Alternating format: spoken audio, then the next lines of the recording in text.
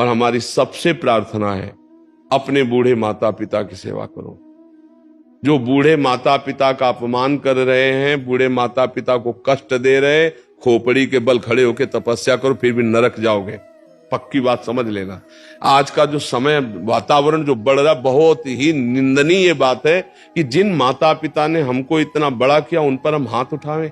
आज हम सत्संग में भी बोले कि देखो कैसे बूढ़ी माई को मार रहा है जवान लड़का लातों से, देखो कैसे माता पिता को बहू और बेटा मिलकर के मार रहे हैं दरवाजा बंद करके। अरे यार, उसकी कोख में तुम पले हो, दूध पिलाया है, वो तुम्हारी सौत फेंकी है, वो माँ है, वो पिता। बुढ़ापा में बुद्धि खराब हो जाती है। बूढ़े लोग कुछ भी बोलते रहते हैं, चाहे जितना आप अच्छा भोजन दो वो सबसे निंदा करेंगे कि लड़का ये बहू हमको बहुत कष्ट देते। वो तुम्हें सहना होगा, चुपचाप सहकर उनकी सेवा करो तो भगवान की कृपा हो जाएगी।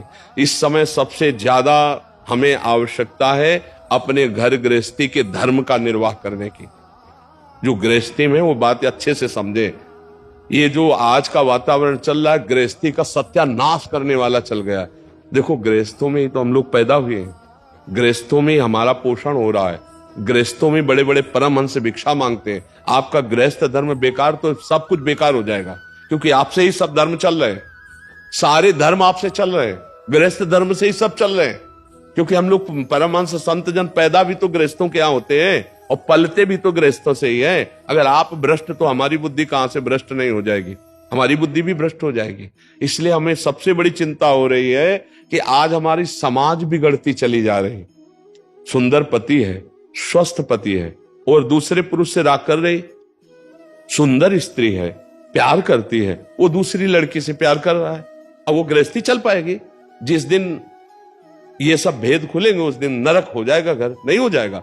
अच्छा, अब वो इतनी आधुनिकता में है बहू कि उसको सास की सोच फेंकने की कहीं भावना नहीं है। लड़का इतना आसक्त है बहू पर, वो जो बोल दे वही परमार्थ बुद्धि, वही परमात्मा बुद्धि। अब दोनों मिलकर के वो बूढ़े माता पिता को मार।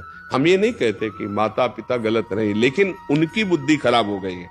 वृद्धावस्था, तुम तो जवान हो, जैसे तुम छोटे थे तो तुम्हारी बुद्धि खराब थी, कहीं सोच कर दिया, कहीं लघुशंका कर दिया, कभी माँ ने तुमको डांटा, तुम्हारी सोच फेंकी लघुशंका। अब उनकी अवस्था है, बालवत अवस्था वृद्ध जनों की होती है, वो गाली दे सकते हैं, उनकी सेवा करो। सबसे बड़ा उपदेश यही है, नशा मत करो। अगर नशा करके जाओगे तो तुम ऐसे अपराध करोगे, घर में आतंक मचाओगे। ये गंदा भोजन मत करो, नहीं बुद्धि भ्रष्ट हो जाएगी। और हाथ जोड़कर प्रार्थना है, सबसे बड़े भगवान, मंदिर जाओ या ना जाओ, अपने माता पिता की सेवा कर लो, भगवान प्रसन्न हो जाएंगे। बूढ़े माता पिता की दुर्दशा देख करके ऐसा लगता है आज हमारी समाज को क्या हो रहा है। अरे ऐसे मार रहे जैसे जानवर को मार रहे हो, बूढ़े माता पिता को। आप लोग तो इस विषय को देखते होंगे, जानते होंगे। तो अब बताओ हम कौन सा ज्ञान तुम्हें दे दे जिससे तुम्हारे को आत्म शांति हो जाएगी। जब माता पिता भगवान के रूप है, उनका अपमान किया जा रहा है, और मंदिर में जाके तुम जल चढ़ाओ, आरती करो या तुम भोग लगाओ, भगवान लेंगे? वहां बैठे भूखे भगवान बैठे हैं, वहां तुम्हारा इंतजार कर रहे हैं कि मेरा बेटा, और बेटा उनके साथ बर्ताव ऐसा कर रहा है। सबसे ज्यादा समय समाज के सुधार में चरित्र का है। आज हमारा नया समाज चरित्रहीन होता चला जा रहा है, और ये समझ में नहीं आ रहा, इसे आधुनिकता समझा जाता है। अरे पुराने जमाने की ये बातें हैं, तो आज के जमाने में क्या करोगे फिर? ये बेविचार करोगे तो तुम्हें परस्पर प्रेम रहेगा क्या? तुम्हारे सामने पत्नी किसी और तुम कहीं और, तो संतान, फिर परिवार, फिर प्रीति, फिर धर्म, फिर मर्यादा, कुछ नहीं, डोल के भीतर पोल। क्या गृहस्थी धर्म रहेगा, क्या भागवतिक धर्म रहेगा, क्या मर्यादा रहेगी? ये बहुत गलत चल पड़ा है। और कैसे भगवान संभाले? कलयुग का बहुत बड़ा विचित्र रूप ये नाटक फैल गया। ये जो गर्लफ्रेंड बॉयफ्रेंड लिविंग रिलेशन, जो क्या क्या कहते हैं दलित दुराए, ये बहुत बुरी हो गई। देखो, पहले हमने देखा जब तक ब्याह नहीं होता था बच्चे ब्रह्मचर्य रहते, जानते ही नहीं थे संसारिक। अब वो मोबाइल चल गया ना, सब जाने। और जब ब्याह हुआ तो आजीवन एक दूसरे की गलतियों को सहते हुए वो एक ही घर में रहते। तलाक शब्द हमने कभी नहीं सुना, संबंध विच्छेद कभी शब्द नहीं सुना हमने, कि वो एक दूसरे से नहीं, ऐसा कभी नहीं सुना। गांव में तो कभी नहीं सुना। आजीवन निर्वाह करते थे। हाँ, थोड़ी उद्दंडता होती, थोड़ा उस पड़ोस वाले संभाल देते थे, भाई मारपीट मत करो, लड़ाई झगड़ा मत करो, थोड़ी बड़ी बातों में आपस में। लेकिन ये चरित्रहीनता कि स्वस्थ पति है, स्वस्थ परिवार है, आप उसका त्याग कर किसी और पुरुष से, या स्वस्थ पत्नी है, सुंदर पत्नी, आप उसका त्याग कर किसी, अब उस परिवार की हालत क्या होगी? बड़े पढ़े लिखे हो, बड़े बुद्धिमान हो, लेकिन चरित्रहीन हो, क्या है? हमारी यही बात समझ में। तो फिर तुम माता पिता की सेवा करोगे अपने? तुम्हारे अंदर तो उद्दंडता सवार रहेगी। तो आज का समय जो है, सत्संग सुनो। हम कह रहे भगवान की भक्ति से ज्यादा या अपने परिवार की भक्ति कर लो। अगर परिवार की सही भक्ति कर लोगे तो भगवान की भक्ति हो जाएगी, क्योंकि परिवार में भगवान ही विराजमान है। पत्नी में भगवान है, पति में भगवान है, पुत्र में भगवान है, माता पिता में। एक गृहस्थी अगर सम्यक रूप से सुखी नहीं है तो तुम क्या कर सकते हो? रुपया से केवल सुख मिलता है क्या? आचरण, पवित्रता और व्यवहार, ये तीन चीजें सुख प्रदान करती हैं। आपका व्यवहार सत्य है, निश्चल है, कपट रहित है, धर्मपूर्वक है, आप पवित्र आचरण वाले हैं, आप बहुत सुंदर गृहस्थ रहेंगे। लेकिन आज हम देख रहे हैं कि गृहस्थी की हालत खराब होती चली जाए। पति पत्नी में विश्वास नहीं रह गया है, माँ बेटे में विश्वास नहीं रह गया, भाई भाई में प्यार नहीं रह गया। क्या होता चला जा रहा है समाज का? थोड़े से धन के लोभ में, थोड़े सी जमीन के लोभ में सगा भाई अपने भाई की हत्या कर देता है, सगा बेटा अपने माता पिता को कष्ट दे रहा है। तो इसलिए हमें लगता है सबसे ज्यादा इस समय आवश्यकता है अपने परिवार की प्रेम रस्सी को मजबूत करना। एक परिवार, एक गृहस्थी में 5 लोग हो, वही प्रेम से जीना सीख जाओ तो बहुत बड़ी आराधना हो जाएगी। बूढ़ी माँ है, चल नहीं पा रही, उसे लात से मार रहे हो, डंडे से मार रहे हो, यार नरक का भी तो होश रखो कि तुम्हें, तुम्हारी दुर्दशा क्या हो जाए। फिर ऐसे ही लोग जब गाड़ी में बैठ के चलते ना, तो ऊपर से पूरा ट्रक पलटता है उनके ऊपर कि सांस भी ना ले पाओ, वहीं पिचक जाओ, फिर या आग लग जाती, उसी गाड़ी में जल जाते हैं। कर्म न बिगड़ने पाए, हम बार बार सबसे प्रार्थना करते, कोई किसी का सुख दुख देने वाला नहीं, किसी का आशीर्वाद काम नहीं करेगा, तुम्हारे आचरण, तुम्हारे कर्म ही तुमको सुख दुख देंगे। इसलिए भाई अच्छे कर्म करो और अपने बुजुर्गों के कर्मों की तरफ मत देखो। वो बूढ़े हो गए, जैसे बच्चा ऐसे बूढ़ा हो जाता है। बूढ़े की सेवा भगवान की सेवा है। हमें बहुत इस समय तरस आता है जब बूढ़े बूढ़े लोग परेशान घूमते हैं कि हमारे बच्चे ने निकाल दिया, या उनको पीटते। ये आज हम सत्संग में भी इसीलिए बोले और यहाँ भी बोले, ये बहुत जरूरी है। वो बूढ़े शरीर में सच्चिदानंद भगवान मां के रूप में है। ऐसा मत करो कोई अपने माता पिता के साथ। आपको स्वस्थ किया है, आप लेबरी करके कमाओ, 2 रोटी उनको पवा दो, मारो मत, डंडा मत चलाओ। नहीं तो फिर जब भगवान का डंडा उठेगा तब तुम किसी काम के नहीं रह जाओगे। बात ध्यान रखना, बहुत सावधानी से जी लो। ये मनुष्य जीवन भगवान की कृपा प्राप्त करने के लिए, यदि भगवत प्राप्ति न कर पाए तो अन्य योनियों में जाना पड़ेगा। बहुत दुर्दशा है अन्य योनियों की।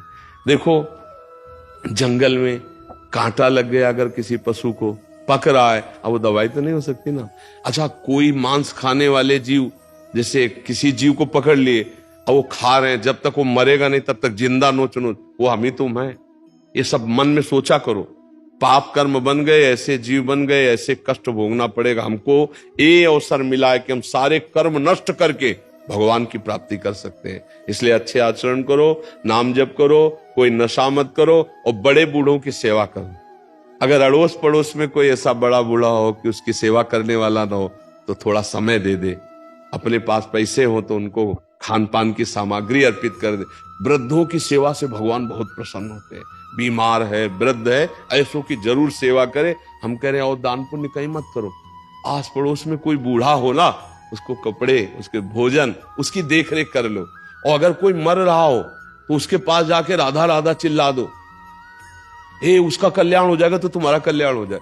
एक का कल्याण कर दिया तो काम बन जाएगा। मरते समय नारायण बोला ना उस अजामिल ने, तो भगवान के पार्षद आ गए ना। तो ऐसे तुम सुना दो जाके, जैसे कोई मर रहा है, बस वहां गए 2 मिनट में राधा राधा राधा राधा राधा राधा, बस चले आओ। अगर उसके कान में पड़ गया है तो उसका मंगल हो जाएगा। उसका मंगल होगा तो उसका आपको पुण्य मिलेगा, आपका मंगल हो जाएगा। मनुष्य जीवन में एक दूसरे का हित करने के लिए हमको, पर हित सरिस धर्म नहीं भाई, इससे बड़ा कोई धर्म नहीं। हम अपनी भावना में आज इस बात से दुखी होकर के चर्चा करें कि आज हमारे नौजवान लोग माता पिता का आदर नहीं करते, वृद्धों का आदर नहीं करते। वही धर्म है। इसीलिए तो तुम्हें जवान किया। हर माता पिता चाहता कि मेरे एक बच्चा हो जाए, बच्ची हो जाए। किस लिए? कि बुढ़ापे की लकड़ी हो जाएगा, वो बुढ़ापे में भोजन दे देगा। और धिक्कार है उन पुत्रों को जो जवान पट्टा हुए और घूंसा चला रहे माता पिता पे और उनको निकाल रहे घर से बाहर। उनको डरना चाहिए कि कहीं भगवान का डंडा ना उठ जाए, नहीं तो किसी काम के नहीं रहोगे। व्यर्थ में मनुष्य जीवन नष्ट हो जाता है। इसलिए बहुत सावधान। मनुष्य जीवन का लाभ, आप सत्संग में आए, आप अपने आचरण सुधार लीजिए। आप आचरण सुधार ले, यही आशीर्वाद है। अगर आचरण न सुधरा तो चाहे जितना तुम दे ले बाहर, कोई आशीर्वाद दे कुछ नहीं होने वाला। हमारी बात समझ लेना। तुम्हारे कर्म ही तुमको सुख देंगे, तुम्हारे कर्म ही तुमको देंगे। जैसे तुम यहाँ आए, तुम्हारे अच्छे कर्म हुए ना, अब इसका परिणाम मिलेगा। अब जो सुन रहे हो, अगर इसको आचरण में उतारो तो इसका और लाभ मिलेगा। जैसे यहाँ आए हो, आपका काम बन गया तो आपके कर्म ने बनाया। आप संत समागम के लिए आए, आप घंटों खड़े रहे, आप वहां से चिंतन किए कि मैं जा रहा हूं संत दर्शन के लिए, वो सब कर्म बना। वो आपका लाभ देगा, आपको मंगल देगा। उसमें हमारा आशीर्वाद कुछ नहीं, आपका कर्म है। अच्छा, आप यहीं आओ, आप निंदा करने लगो, आप गलत भावना कर लो, तो अभी आपकी हानि शुरू हो जाएगी। क्या हुआ? आपका कर्म बन गया। आप ही अपने कर्म से अपना कल्याण कर सकते हैं, आप ही अपने कर्म से अपना नाश कर सकते हैं। बस बात इतनी समझनी, किसी के आशीर्वाद की जरूरत नहीं। आशीर्वाद इसी बात का कि हमसे अच्छे कर्म बन जाए, हमारे से दूसरों का हित हो जाए, हमें भगवान का चिंतन बन जाए। यही आशीर्वाद सबसे बढ़िया है।